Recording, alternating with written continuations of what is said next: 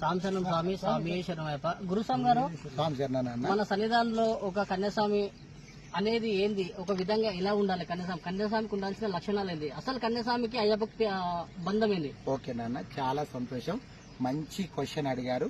నిజంగా ఒక అయ్యప్ప ధర్మంలో కన్నిస్వామి నుండి తర్వాత 18 వరకు ఉన్న నియమాలలో భాగంగా ఒక్కొక్క మెట్టుకు ఒక్కొక్క స్వామిగా పరిగణలోకి తీసుకొస్తారు.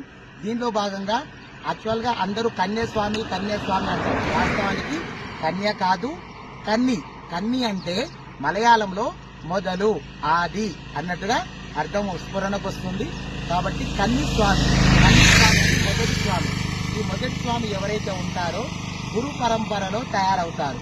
గురువు గారు ఏం చేయాలంటే ప్రతి సంవత్సరము కనీసం ఒక 5 మంది కన్నా కన్నిస్వాములను తయారు చేసే అవకాశాన్ని ఉపయోగించుకోవాలి. తద్వారా ఆ కన్నిస్వామికి పూర్తి నియమాలు, అయ్యప్ప స్వామి ధర్మంలో ఎలాంటి నియమాలు ఉంటాయి, ఆ నియమాలను పాటించే క్రమంలో, గురువును వెంబడించే క్రమంలో ఈ జరిగే యాత్రనే అయ్యప్ప స్వామి దీక్షలో భాగంగా ఉంటుంది. కాబట్టి ఈ కన్నిస్వామి యొక్క నియమాలు ఎలా ఉంటాయంటే ఫస్ట్ కన్నిస్వామి గురువే బ్రహ్మ, గురువే సర్వలోకానాం విసుదే భవరోగినాం నిదయే సర్వ విద్యానాం శ్రీకృష్ణనామూర్తయే నమః. గురు బ్రహ్మ గురు విష్ణు గురుదేవో మహేశ్వర గురు సాక్షాత్ పరబ్రహ్మ తస్మై శ్రీ గురవే నమః.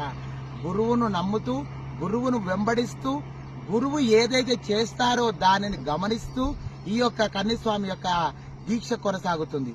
అందులో భాగంగా కన్నిస్వామి తప్పకుండా గురువు ఏదైతే చెప్తారో, గుడ్డిగా చెప్పినా మీరు గురువును నమ్మారు కాబట్టి తర్వాత ఈ మండల దీక్షలో గురువు ఏదైతే చెప్తున్నారో ఆ గురు పరంపరగానే కొనసాగాలి.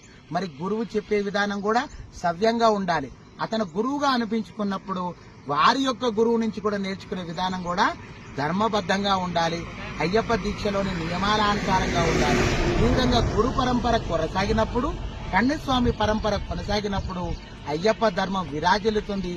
తద్వారా హిందూ సనాతన ధర్మానికి ఆనవాళమైనటువంటి అయ్యప్ప దీక్ష లోకానికి ప్రచారంలో ఉండి ఈ యొక్క సనాతన ధర్మానికి ఆది మూలంగా మారుతుంది.